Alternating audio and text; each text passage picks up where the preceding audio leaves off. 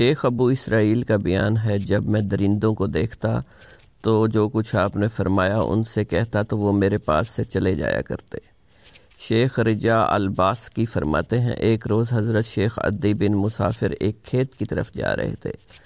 آپ کی مجھ پر نظر پڑی، ایک قبر کے پاس کھڑے ہو کر آپ نے مجھے اپنے پاس بلایا اور کہا کہ رجا سنتے ہو، یہ صاحب قبر درخواست کی دعا کر رہا ہے۔ جب میں نے اس قبر کی طرف نظر کی تو کیا دیکھتا ہوں کہ اس قبر کے اندر سے دھواں نکل رہا ہے۔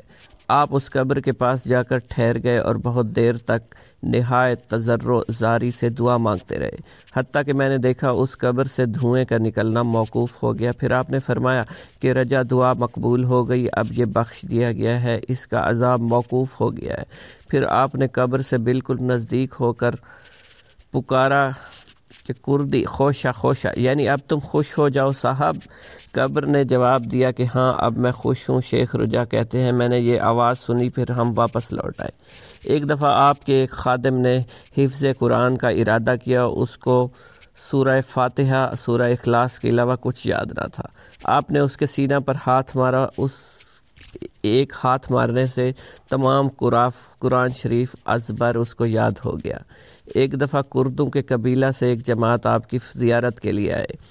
آپ نے اس جماعت کے سب آدمیوں کو کہا کہ تم سب میرے ساتھ چلو تاکہ ہم سب پتھر لا کر اس باغ کی دیوار کھڑی کر دیں۔ آپ کا یہ فرمانا تھا۔ تمام لوگ آپ کے ہمراہ پہاڑ پر چڑھ گئے۔ آپ پہاڑ پر چڑھ کر پتھر کاٹ کر انہیں نیچے پھینکتے جاتے اور یہ لوگ انہیں لا کر دیوار بناتے جاتے۔ اتفاقاً ایک پتھر ایک شخص پر آن پڑا جس کے نیچے یہ دب کر مر گیا۔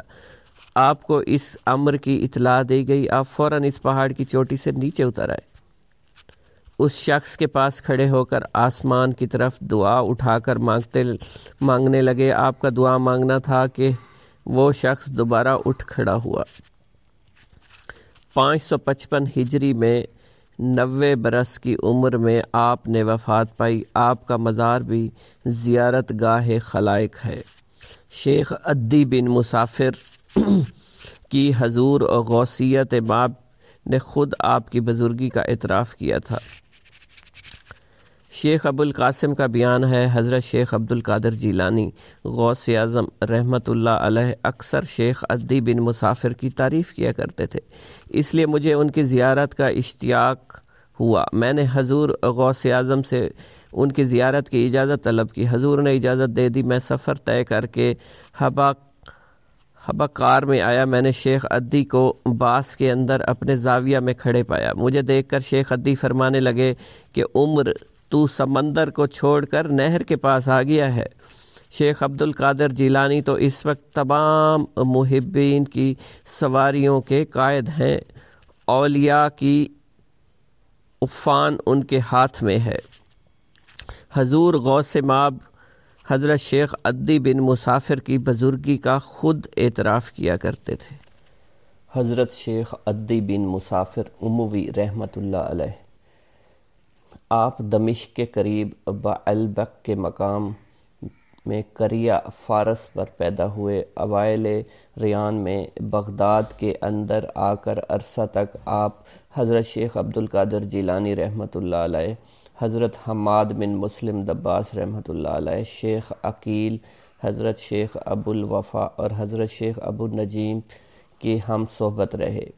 پھر آپ نے جبل حقا جا کر اپنا زاویہ بنایا اور وہیں سکونت اختیار کی۔ وہاں آپ کو قبولیت عامہ نصیب ہوئی۔ آپ علم و فضل میں یگانہ تھے، طریقت کے اعلیٰ رکن تھے، سراپائے خیر و برکت، نہایت متدین، متشرح، عابد و زاہد۔ آپ نے شروع احوال میں ہی نہایت دشوار اور مشکل مشاہدے کیے، اس لیے آپ کا سلوک اکثر مشائخ پر دشوار گزرا کرتا تھا۔ حضور غوثیت ماب رحمۃ اللہ علیہ آپ کی نہایت تعظیم و تکریم کیا کرتے۔ آپ کے متعلق فرمایا کرتے تھے، اگر نبوت مجاہدہ سے مل سکتی تو بے شک عدی بن مسافر پا لیتے۔ شیخ ابو عبداللہ بیان کرتے ہیں کہ میں شیخ عدی کے پاس 5 سال رہا۔ اس عرصہ میں نے دیکھا کہ جب آپ نماز پڑھتے تو شدت مجاہدہ کی وجہ سے آپ کے سر کے مغز سے ایک ایسی آواز آیا کرتی تھی جیسے خشک کدو میں کنکروں کی آواز آتی ہے۔ آپ جنگلوں، بیابانوں، پہاڑوں اور غاروں میں اکیلے تنہا پھر کر عرصہ دراز قسم قسم کے ریاضات اور انواع کے مجاہدات کیا کرتے۔ بیابانوں کے درندے، جنگلوں کے پرندے اور زمین کے کیڑے آپ سے مانوس تھے۔ کثیر تعداد اولیاء کرام نے آپ سے فخر تلمند حاصل کیا اور بہت سے صاحب احوال آپ سے مستفید ہوئے۔ آپ کا کلام بہت مشہور تھا، چنانچہ اہل حقائق کے متعلق آپ نے فرمایا ہے کہ شیخ وہ ہے کہ اپنے حضور میں وہ تمہیں خاطر جمع رکھے، اپنی غیبت میں وہ تمہیں محفوظ رکھے، اپنے اخلاق و آداب سے وہ تمہاری تربیت کرے، اپنے اشراق سے وہ تمہارے باطن کو منور کرے۔ مرید وہ ہے جو ہر حال میں تواضع اختیار کرے، فقراء کے ساتھ انسیت سے، صوفیات کے ساتھ ادب و حسن اخلاق سے، علماء کے ساتھ تعمیل ارشاد سے، اہل معرفت کے ساتھ سکون و وقار سے اور اہل مقامات کے ساتھ توحید سے پیش آئے۔ نیز آپ نے فرمایا ابدال خردوش اور توہم و راحت سے نہیں ہوتے بلکہ عبادات، ریاضات اور مجاہدے سے ہوتے ہیں، کیونکہ جو شخص مجاہدات اور ریاضات کی مشقت برداشت کرتا ہے تو اللہ اس کو خود بخود اپنا راستہ بتلا دیا کرتے ہیں۔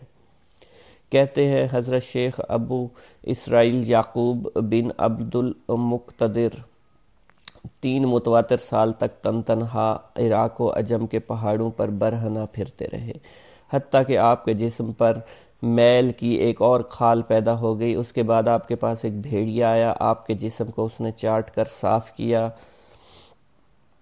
اور پیشاب کر دیا اور پھر چلا گیا۔ آپ نے ایک چشمہ پر جا کر غسل کیا اور پہاڑ کے ایک کوبہ خانے میں داخل ہو گئے۔ آپ کے دل میں اس وقت خیال پیدا ہوا کاش اللہ تعالیٰ میرے پاس کسی ولی کو بھیج دے۔ ابھی آپ کے دل میں یہ خیال پیدا ہی ہوا تھا، کیا دیکھتے ہیں حضرت شیخ عدی بن مسافر اموی رحمۃ اللہ علیہ آپ کے پاس موجود ہیں۔ شیخ عدی نے آپ کو سلام نہ کیا بلکہ فرمایا کہ جس پر بھیڑیا بول کر جائے ہم سلام کے ساتھ اس سے ملاقات نہیں کیا کرتے۔ اس کے بعد آپ نے شیخ عدی سے اپنے تمام واقعات بیان کیے اور کہا میرے سردار، چاہتا ہوں کہ دنیا سے قطع تعلق کر کے اس قبہ میں بیٹھا رہوں، اس لیے ضروری ہے میرے پاس پانی کا ایک چشمہ ہو جس سے میں پانی پیا کروں، اگر کچھ کھانے کو مل جائے تو وہ بھی کھا لیا کروں۔ یہ سن کر شیخ عدی اٹھے۔ شیخ کے سامنے 2 پتھر پڑے تھے، ایک پر شیخ نے پیر مارا تو اس سے چشمہ پھوٹ نکلا، اسی طرح دوسرے پتھر پر پیر مارا تو اس سے انار کا ایک درخت پھوٹ پڑا۔ شیخ نے اس درخت سے فرمایا درخت، میں عدی بن مسافر ہوں، تو باذن اللہ ایک روز شیریں اور روز ترش انار نکال کر دکھا۔ پھر شیخ نے آپ سے فرمایا کہ اے ابو اسرائیل، تم یہاں رہو، اس درخت سے کھایا کرو، اس چشمہ سے پیا کرو، اور جب مجھ سے ملنا چاہو تو مجھے یاد کر لیا کرو، میں تمہارے پاس آ جایا کروں گا۔ پھر شیخ عدی ان کو چھوڑ کر واپس چلے آئے اور آپ مدت تک اسی حال میں رہے۔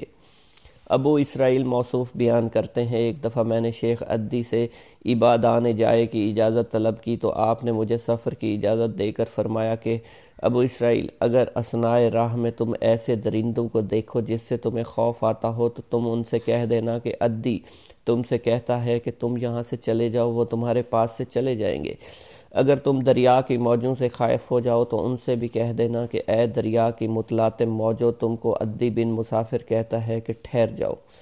شیخ ابو اسرائیل کا بیان ہے جب میں درندوں وغیرہ کو دیکھتا تو جو کچھ آپ نے فرمایا ان سے کہتے، وہ میرے پاس سے چلے جاتے۔ پھر میں سمندر میں جہاز پر سوار ہوا، جب کبھی سمندر جوش میں آتا، ہم غرق ہونے کو ہوتے تو میں کہتا اے سمندر کی متلاطم موجوں، تم سے شیخ عدی بن مسافر کہتے ہیں کہ ٹھہر جاؤ۔ میں ابھی پورا کلام نہیں کر پاتا تھا کہ وہ موجیں ساکن ہو جایا کرتی۔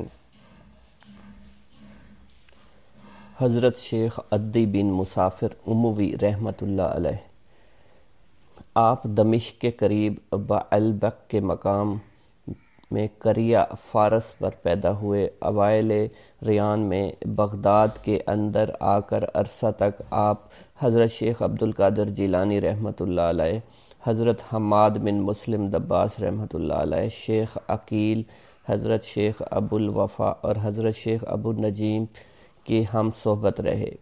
پھر آپ نے جبل حقہ جا کر اپنا زاویہ بنایا اور وہیں سکونت اختیار کی، وہاں آپ کو قبولیت عامہ نصیب ہوئی۔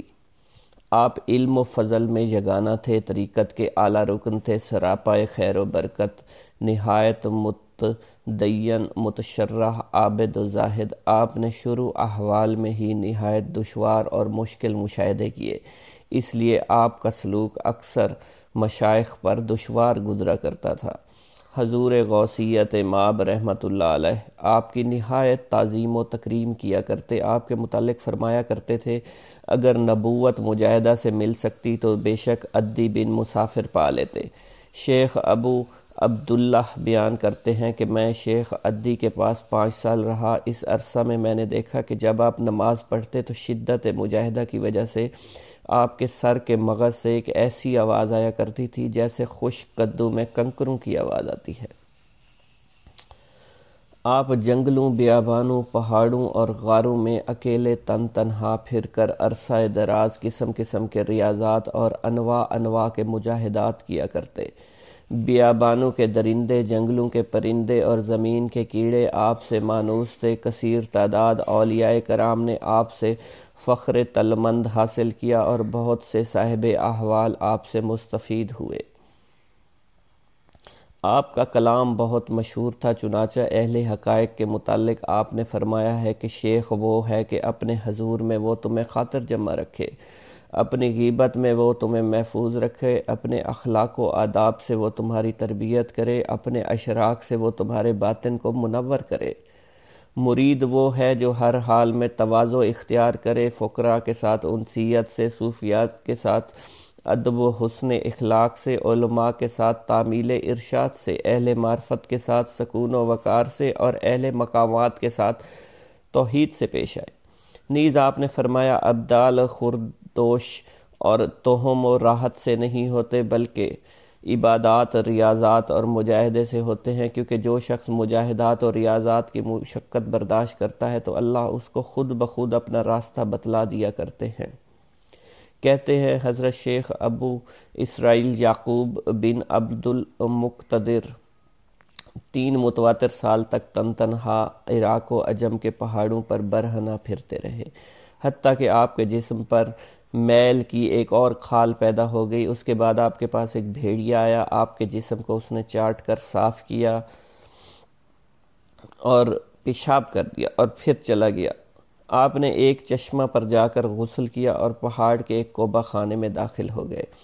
آپ کے دل میں اس وقت خیال پیدا ہوا کاش اللہ تعالیٰ میرے پاس کسی ولی کو بھیج دے۔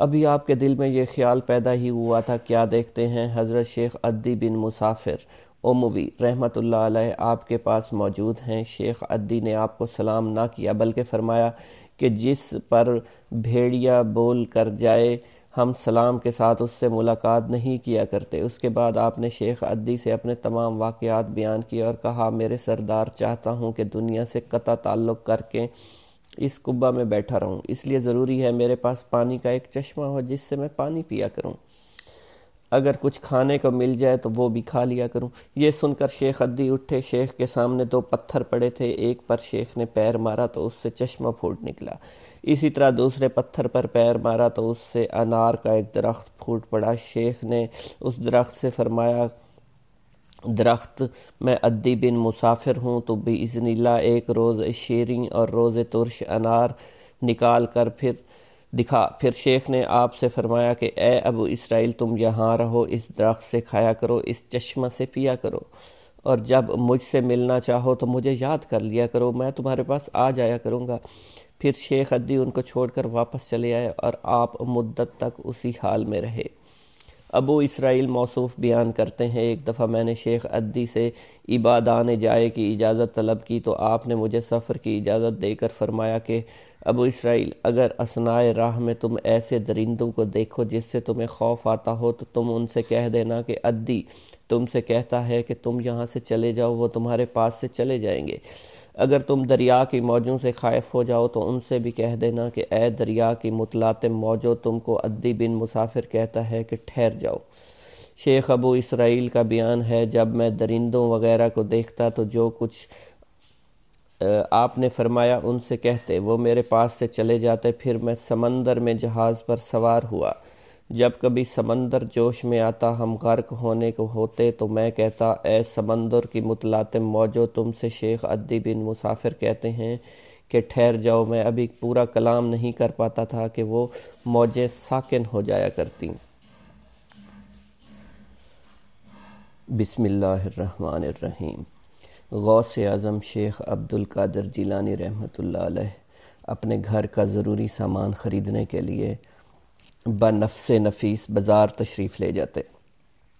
جب سفر میں جاتے تو منزل پر پہنچ کر اپنے ہاتھ سے آٹا گوندتے، روٹیاں پکاتے، اپنے رفقا کو تقسیم فرماتے تھے۔ خدام عرض کرتے کہ حضور یہ کام ہم کریں گے، آپ تکلیف نہ کریں، لیکن آپ بالکل نہ مانتے اور فرماتے کہ اگر میں کر لوں گا تو کیا حرج ہے۔ جب آپ کی زوجہ محترمہ علیل ہو جاتی تو آپ گھر کا سارا سامان خود خریدتے، گھر کا سارا کام خود کرتے، گھر میں جھاڑو دیتے، آٹا گوندتے، روٹیاں پکاتے، بچوں کو کھلاتے، اور بسا اوقات ایسا بھی ہوتا کہ پانی کا گھڑا دوش مبارک پر رکھ کر کنویں پر لے جاتے اور بھر کر لے آتے۔ ایک دفعہ ایک کوچہ میں کچھ بچے کھیل رہے تھے، حضرت کا ادھر سے گزر ہوا، ایک نے حضرت سے کہا میرے لیے 1 پیسہ کی مٹھائی بازار سے لا دیجئے۔ آپ فوراً چلے گئے، شیرینی لا دی، اسی طرح کئی اور لڑکوں نے شیرینی منگائی۔ آپ نے کسی کا سوال رد نہ کیا۔ الغرض آپ اعلیٰ درجے کے خوش اخلاق، خندہ پیشانی، ہر حال میں صابر و شاکر، راضی برضا، توکل، تسلیم، تفویض آپ کا شعار تھا۔ صاحب اخلاق حسنہ اور صاحب حمیدہ اور فضائل سنجیدہ تھے۔ اعلیٰ درجہ کے شرم و حیا والے، دشمنوں کی ایذا پر صبر کرنے والے، اپنی ذات کے لیے غصہ نہ کرنے والے تھے، لوگوں کے قصوروں اور خطاؤں کو معاف کرنے والے، اور شدید الخشیہ، رقیق القرب، سریع الدمع، کثیر الہیبت اور قریب آپ کا دوب آموز تھا۔ قدرت العارفین عفیف الدین ابو محمد نے اپنی تاریخ میں آپ کا ذکر بیان کرتے ہوئے فرمایا ہے کہ حضرت غوث اعظم علم شریعت کے لباس اور فنون دینیہ کے تاج سے مزین تھے۔ آپ نے دنیا کو خیر بات کہہ کر خلائق کو چھوڑ کر خدائے تعالیٰ کی طرف ہجرت کی اور اپنے پروردگار کی طرف جانے کے لیے پورا سامان کیا، آداب شریعت بجا لائے اور اپنے تمام اخلاق و عادات، خصائل و شمائل کو شریعت کے تابع کر کے اس میں کافی سے زیادہ حصہ لیا۔ آپ نے لوگوں کو شراب محبت الہی سے سیراب کیا، ان کو قرب الہی کا مشتاق بنا دیا، معارف حقائق کے چہروں سے شکوک و شبہات کے پردے اٹھا دیے اور دلوں کی پوئی مردہ شاخوں کو وصف جمال ازلی سے شاداب کر دیا۔ آپ غربا کا بہت خیال رکھتے تھے۔ ایک مرتبہ آپ حج کے لیے تشریف لے گئے، راستے میں بمقام حلہ قیام کیا۔ آپ نے وہاں کے ایک باشندے سے دریافت کیا کہ اس جگہ کون شخص سب سے زیادہ محتاج ہے، اس لیے آپ کو ایک کثیر الایام مفلوک الحال شخص کا نام بتایا۔ آپ اس کے مکان کی طرف تشریف لے گئے۔ جب آپ وہاں پہنچے تو کیا دیکھتے ہیں، مکان نہایت شکستہ ہے، دیواروں کی بجائے بوسیدہ کمبل لٹکے ہوئے ہیں، اس میں ایک بوڑھا بوڑھیا لڑکی بیٹھی ہوئی ہے۔ آپ نے اس بوڑھے سے اجازت طلب کی، اس نے بخوشی اجازت دے دی۔ آپ نے وہاں قیام فرمایا۔ تھوڑی دیر کے بعد جب آپ کی تشریف آوری کی خبر اہل محلہ کو پہنچی تو روسائے حلہ دوڑے ہوئے آئے اور حاضر خدمت ہو کر درخواست کی کہ حضور ہمارے غریب خانوں پر قیام فرمائیے، مگر آپ نے منظور نہیں فرمایا۔ ایام شہر نے آپ کے لیے بہت سی گائے، بکریاں، سونا چاندی، کھانا بھیجا، لوگوں کا ہجوم بھی تحائف و ہدایت لے کر آپ پر ٹوٹ پڑا۔ آپ نے فرمایا یہ سب سامان اور زر نقد صاحب خانہ کو دے دو، اور دوسرے روز فجر کی نماز کے بعد آپ بیت اللہ کو روانہ ہو گئے۔ آپ کے صاحبزادہ عبد الرزاق کا بیان ہے کہ کئی سالوں کے بعد حلہ میں میرا گزر ہوا، کیا دیکھتا ہوں کہ وہ بوڑھا اور وہاں کے باشندوں میں سب سے مالدار ہے۔ اس نے مجھ سے کہا یہ سب کچھ اس رات کی برکت ہے، ان گائے بکریوں نے بچے دیے اور وہ بڑھ گئے۔ اسی طرح ایک اور اللہ والے کا واقعہ ہے کہ ایک دفعہ آپ نے ایک شکستہ فقیر کو دیکھ کر کہا تو رنجیدہ خاطر کیوں ہے؟ اس نے عرض کیا کہ میں آج دریا کے کنارے گیا اور ملاح سے کہا مجھے دوسری طرف لے چل۔ اس نے انکار کیا، اس لیے افلاس اور غربت کے سبب میں شکستہ دل ہو گیا ہوں۔ فقیر نے اپنا کلام ختم نہ کیا تھا، ایک شخص 30 دینار لے کر آپ کی نظر کرنے آیا۔ آپ نے اس فقیر کو دے دیا کہ یہ تھیلی لے کر ملاح کے پاس جا اور اسے کہہ دے کہ کسی فقیر کا سوال رد نہ کیا کر۔ پھر آپ نے اپنی قمیص اتار کر فقیر کو دے دی، پھر اس سے 20 دینار کو خرید لی۔ عبداللہ جبائی کہتے ہیں کہ حضرت شیخ عبد القادر جیلانی رحمۃ اللہ علیہ نے فرمایا کہ میں نے اپنے تمام اعمال کی تفتیش کی تو کھانا کھلانے اور حسن خلق سے افضل و بہتر کسی کو نہیں پایا۔ اگر میرے ہاتھ میں دنیا ہوتی تو میں یہی کام کرتا کہ بھوکوں کو کھانا کھلاتا رہتا۔ علامہ انجبار کہتے ہیں، نقل کرتے ہیں کہ آپ نے مجھ سے یہ بھی فرمایا کہ میرے ہاتھ میں پیسہ بالکل نہیں ٹھہرتا۔ اگر صبح میرے پاس 1000 دینار آئیں تو شام تک ان میں ایک بھی پیسہ نہیں بچے گا۔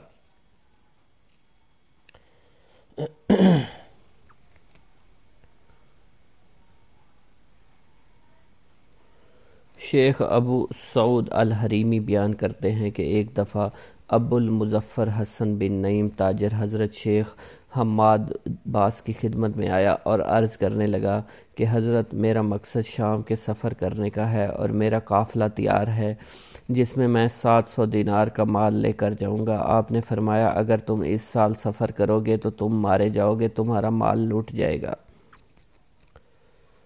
یہ تاجر آپ کا یہ قول سن کر نہایت مغموم پریشان حالت میں لوٹا اور حضرت شیخ عبد القادر جیلانی غوث اعظم سے ان کی ملاقات ہو گئی۔ اس نے شیخ حماد کے مقولہ کا آپ سے تذکرہ کیا۔ آپ نے فرمایا بے شک تم جاؤ، انشاءاللہ تم اپنے سفر سے صحیح اور تندرست واپس آؤ گے۔ غرضے کہ وہ اپنے سفر کو گیا اور شام میں پہنچ کر اس نے اپنا مال 1000 دینار کو فروخت کیا۔ پھر وہاں سے اپنی کسی ضرورت کے لیے حلب گیا۔ حلب میں کسی جگہ پر اس نے 1000 دینار رکھ دیے اور آتے وقت انہیں بھول گیا۔ اس وقت اسے نیند کا کچھ غلبہ معلوم ہوا، اس لیے سو گیا۔ سوتے ہی خواب میں دیکھتا ہے عرب بدوؤں نے ان کا قافلہ لوٹا، قافلے کے بہت سے لوگوں کو مار ڈالا اور خود اس پر بھی وار کر کے موت کے گھاٹ اتار دیا۔ یہ گھبرا کر اٹھا، اسی وقت اس کو اپنے دینار یاد آ گئے، فوراً دوڑا اور دینار جس جگہ رکھے تھے وہیں پڑا ہوا ان کو پایا۔ یہ انہیں لے کر وہاں سے کوچ کر کے بغداد واپس آ گیا۔ بغداد میں پہنچا تو اسے تردد ہوا، شیخ حماد اور غوث اعظم دونوں بزرگ ہیں، پہلے کس سے ملاقات کے لیے جاؤں؟ حسن اتفاق اسے شیخ حماد مل گئے۔ آپ نے ان سے فرمایا کہ نہیں، تم پہلے شیخ عبد القادر جیلانی کی خدمت میں جاؤ، وہ محبوب سبحانی ہیں، محبوب ربانی ہیں، انہوں نے تمہارے حق میں 70 دفعہ دعا مانگی تھی، یہاں تک کہ خدا تعالیٰ نے تمہارے واقعے کو بیداری سے خواب میں تبدیل کر دیا۔ غرض یہ پہلے حضرت شیخ عبد القادر جیلانی کی خدمت میں گئے تو انہوں نے فرمایا کہ کیا تمہیں شیخ حماد نے میرے پاس آنے کے لیے فرمایا ہے؟ میں نے 70 دفعہ تمہارے حق میں خدا تعالیٰ سے دعا مانگی کہ وہ تمہارے واقعہ کو بیداری سے خواب میں تبدیل کر دے اور تمہیں صحیح و سلامت واپس لائے۔ ایک منحرف کی توبہ۔ عبد الصمد بن حمام جو کہ ایک سکا اور ذی ثروت شخص گزرے ہیں، ابتدا میں حضرت غوث اعظم سے نہایت انحراف رکھتے تھے، صرف اس وجہ سے کہ عوام و خاص آپ کے عجیب کرامات بیان کیا کرتے تھے، مگر بعد میں صدقے دل سے آپ کے خادم بن گئے تھے۔ عبد الرحیم بیان کرتے ہیں حضرت غوث اعظم کی وفات کے بعد میں نے عبد الصمد حمام سے اس کی وجہ دریافت کی تو انہوں نے بیان کیا کہ ابتدا میں حضرت غوث اعظم سے میرا انحراف محض میری خوش قسمتی کی وجہ سے تھا۔ ایک دفعہ کا ذکر ہے، جمعے کے دن مجھے آپ کے مدرسے کے قریب سے گزرنے کا اتفاق ہوا۔ اس وقت قضائے حاجت کے لیے جانا چاہتا تھا۔ نماز عنقریب ہونے والی تھی، اس لیے مجھے خیال ہوا کہ میں پہلے نماز ادا کر لوں، پھر قضائے حاجت کے لیے جاؤں گا۔ مسجد میں گیا، منبر کے پاس جگہ خالی تھی، بیٹھ گیا۔ علم نہ تھا کہ جمعہ کی نماز آپ ہی پڑھائیں گے، غرض لوگ بکثرت آ گئے، میں اپنی جگہ بیٹھا رہا۔ گو مجھے اس وقت حاجت زیادہ محسوس ہوئی اور رفع حاجت کے لیے میں نے اٹھنا بھی چاہتا تھا، لیکن لوگوں کے کثرت آمدنی کی وجہ سے اٹھ نہ سکا۔ اس کے بعد مجھے حاجت بشدت محسوس ہوئی، میں کسی طرح روک نہیں سکتا تھا۔ اتنے میں آپ ممبر پر چڑھے، جس سے میری حالت اور بھی متغیر ہو گئی۔ آپ کا بغض میرے دل میں زیادہ ہو گیا۔ اسی وقت نہایت حیران پریشان، اب کیا کروں؟ علاوہ ازیں شدت حاجت کی وجہ سے قریب تھا کہ میرے کپڑے ناپاک ہو جاتے، اس لیے میں نہایت پریشان، مضطرب اور پریشان تھا کہ اگر پیشاب پخانہ نکل گیا تو میری سخت ذلت اور سخت رسوائی ہو جائے گی۔ اسی مصیبت سے بس میں لقمہ اجل ہو رہا تھا کہ اتنے میں آپ ممبر سے 2-3 سیڑھی اتر کر اپنی آستین مبارک میرے سر پر رکھی، جس سے مجھے ایسا معلوم ہوا میں ایک باغیچہ میں ہوں جہاں پانی بہہ رہا ہے۔ میں نے یہاں استنجا وغیرہ کیا، وضو کیا، 2 رکعت نماز ادا کی۔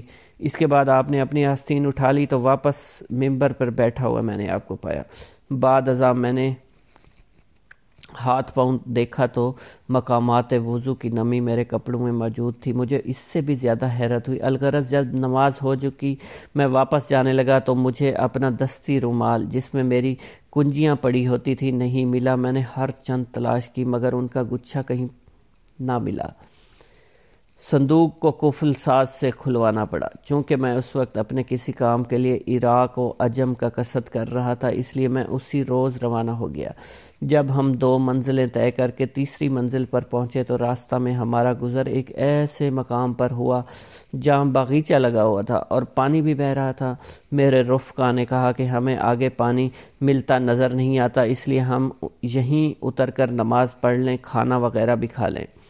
غرض میں نے اتر کر دیکھا تو بے شک وہی مقام تھا کہ جسے میں نے اس روز دیکھا تھا۔ میں نے وضو کیا، نماز پڑھنے کے قصد سے آگے بڑھا۔